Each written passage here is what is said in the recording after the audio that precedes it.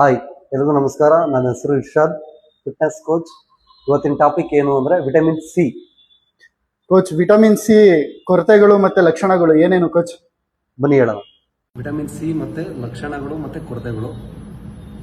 Vitamin ಸಿಯ ಕೊರತೆಗಳು ಏನು ಅಂದರೆ ಕೂದಲು ಉದುರುವುದು ಮತ್ತು ಹಲ್ಲಿನಲ್ಲಿ ರಕ್ತಸಾರ ಆಗುವುದು, ಸ್ಕಿನ್ನಲ್ಲಿ ಏರುಪೇರು ಆಗುತ್ತೆ ಮತ್ತು ದೇಹದ ತೂಕ ಹೆಚ್ಚಾಗುತ್ತೆ ಮತ್ತು ಕಮ್ಮಿ ಆಗುತ್ತೆ, ಕೊಬ್ಬಿನಾಂಶ ಹೆಚ್ಚಾಗುತ್ತೆ ಮತ್ತು ಮೂಗಿನಲ್ಲಿ ಬಾಯಿನಲ್ಲಿ ರಕ್ತಸ್ರಾವ ಆಗುತ್ತೆ. ಇಷ್ಟು ವಿಟಮಿನ್ ಸಿಯ ಕೊರತೆಗಳು.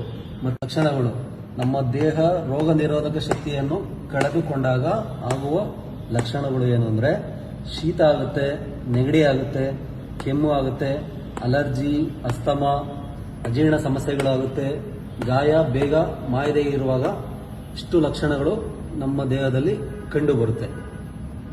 ಇದೇ ರೀತಿ ಒಳ್ಳೊಳ್ಳೆ ಕಂಟೆಂಟ್ಗಾಗಿ ಲೈಕ್ ಮಾಡಿ, ನಮ್ಮನ್ನ ಸಪೋರ್ಟ್ ಮಾಡಿ. Thank you.